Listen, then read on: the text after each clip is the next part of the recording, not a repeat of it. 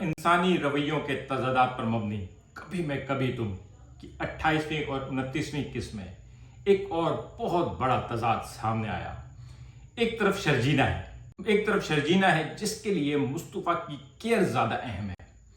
उसे बेरोजगार मुस्तफ़ा पसंद है, लेकिन वो मुस्तफ़ा पसंद नहीं है जो पैसे कमा रहा है लेकिन वो उसके ऊपर तवज्जो नहीं दे रहा। और दूसरी तरफ अदील है जिसके पास सब कुछ है, लग्जरियस लाइफ है, बहुत सब कुछ है, लेकिन उसके बावजूद वो मजीद पैसे की हवस में हर तरह के फ्रॉड और बेईमानी के बाद अब इतना नीचे गिर गया है कि उसने अपने बाप का मकान बेईमानी से बेच दिया। कभी मैं कभी तुम के 28वीं और 29वीं किस्त का रिव्यू करते हैं।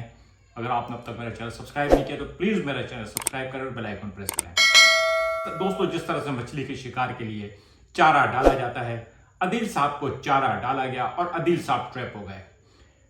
अदील साहब तो वैसे ही ट्रैप होने वाले थे, लेकिन कस्टम एजेंट शहाब की कॉल्स ने काम और बिगाड़ दिया। यहां इमाद अफगानी की अदाकारी बहुत क्लास की थी। जिस तरह से वो मूड चेंज करता था, वो लड़की से हंस हंस की बातें कर रहा था, और जैसे ही शहाब की कॉल आई और जिस तरह से उसकी जबान लड़खड़ाने लगी और अल्फाज और बॉडी लैंग्वेज बिल्कुल चेंज हुई, वो बहुत क्लास का था। यकीनन ऐसे ही होता है जब अचानक इंसान के सर पर कोई बम फूटे। इसी तरह दूसरी बार जब कॉल आई, उसने तो पार्टी लगा दी। उधर शहाब का फोन आया।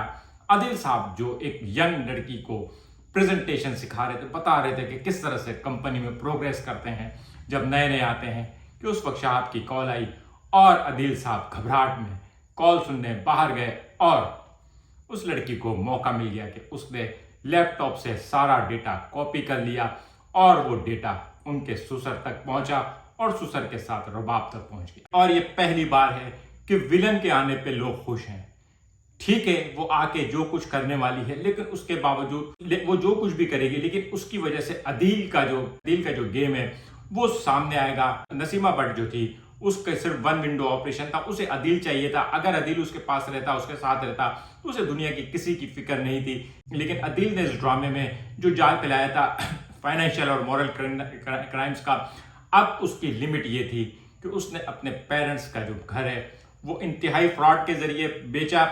और एक तरफ तो उसने वो घर बेचा है, दूसरी तरफ उस घर बेचने की वजह से बज़ाहिर बुरा, लेकिन ड्रामे के पॉइंट ऑफ व्यू से अच्छा हुआ कि वो अपने माँ बाप को अपने घर ले गया। और रुबाब के रवैये ने बुशरा अंसारी की भी आंखें खोल दी।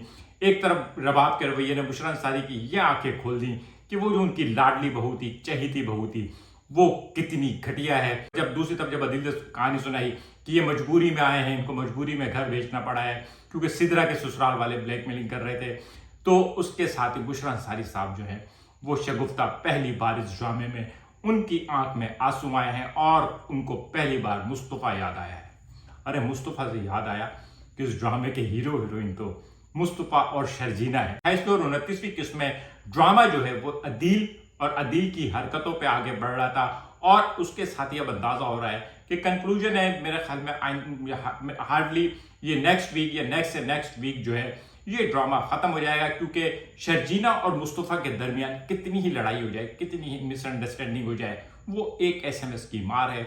दोनों एक दूसरे पे जान छिड़कते हैं। मुस्तफ़ा बिट नेचुरल, मुस्तफ़ा इस वक्त परेशान ये है कि किसी तरह से वो जो गेम बनाया है वो गेम चले, उसको इतना पैसा मिले कि वो शर्जीना को वो कुछ दे सके जो वो देना चाहता है। लेकिन दूसरी तरफ शर्जीना के साथ प्रॉब्लम ये है कि उसे मुस्तफ़ा के वो बहुत सारे पैसे नहीं चाहिए, वो कम में खुश रहने वाली है। उसके लिए इंसान अहम है, उसके लिए मोहब्बत और केयर ज्यादा अहम है। मुस्तफ़ा जो है वो इस वक्त बार बार गुस्सा कर रहा है क्योंकि एक तरफ उसकी ईगो है जो ससुर की वजह से हर्ट हो जाती है, और दूसरी तरफ गेम ना चलने की वजह से वो बार बार डिसअपॉइंट हो रहा है। लेकिन बहरहाल ये मैटर सॉर्ट आउट होना कोई इतनी बड़ी बात नहीं है, ये तो थोड़ी सी उसमें हो जाएगा। लेकिन बहरहाल अब ये जो कंक्लूड होगा, ये ड्रामा मेरे ख्याल में रबाब के घर में ही कंक्लूड हो जाएगा। बुशरा अंसारी और जावेद शेख के साथ वहां जो कुछ भी बुरा होगा, वैसे तो हमें बुरा लगेगा, लेकिन जब तक वो बुरा नहीं होगा, बुशरा अंसारी को खासतौर पर शगुफ्ता को मुस्तफ़ा की अहमियत नहीं पता चलेगी।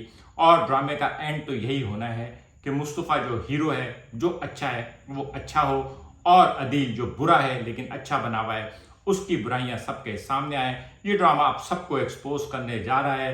देखते हैं आगे क्या होता है। आज का व्लॉग कैसा लगा कमेंट करके बताइएगा। मिलेगा अगले किसी व्लॉग के साथ। शुक्रिया।